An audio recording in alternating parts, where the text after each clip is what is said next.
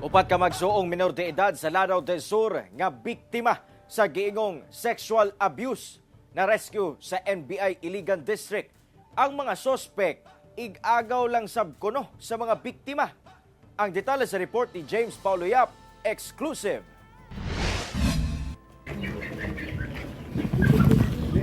Gisulod sa mga personahe sa National Bureau of Investigation, Iligan District Office, PSWDO Lanao del Sur, ug Ramain Police kining usa ka panimalay sa barangay Linamon, Ditsaan, Ramain, Lanao del Sur.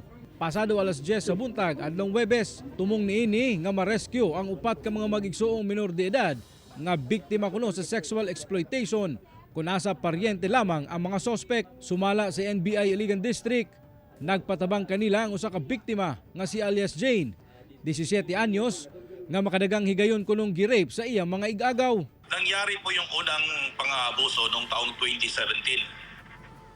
Tuloy-tuloy po yun, 2017, 2018, 2019 at last po nangyari noong 2023. Kung saan right after nangyari yun, naglayas po yung complainant. Ang 17 anyos nga si alias Jane ang kamagulangan nga babae. Lakip sab sa giabuso ang igsuon niining babae nga 16 anyos. Hasta ang 15 anyos nilang igsuong lalaki ug ang ilang kamanghurang lalaki nga 7 anyos kisa ginapatan-aw sa mga sospek samtang ginaabuso ang iya mga igsuon. Lakip sab kuno sa nang abuso sa mga biktima ang ilang lolo nga namatay na niadtong tuig 2023. Sumala sa NBI, gibilin sa ilang paryente ang mga biktima human namatay ang ilang mama niadtong 2017. Samtang nanarbaho abroad ang ilang amahan. Apan mao na diay sab kini ang sinugdanan sa kalbaryo sa mga biktima. Turn out na pati yung dalawang kapatid ng complainant natin, aging 15 and 16, ay nakaranas din ng sexual abuse doon sa dalawang pinsan din nila. Yung mga perpetrators, sir, minors din? Hindi na po. Adult na po sila, first cousin ng mga bata.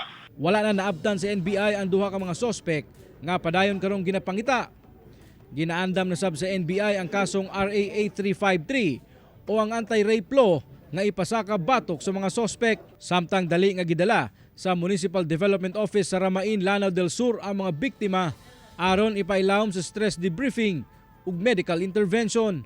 Hinihikayan po natin yung ating mga kababayan na naging biktima po ng pang-aabusong sexual na kayo po ay welcome po ngayong mag-file, humingi ng tulong, assistance dito sa aming opisina at nandito po ang iyong NBI, ang DSWD, ang PNP at iba pang ahensya ng gobyerno para tumulong sa inyo.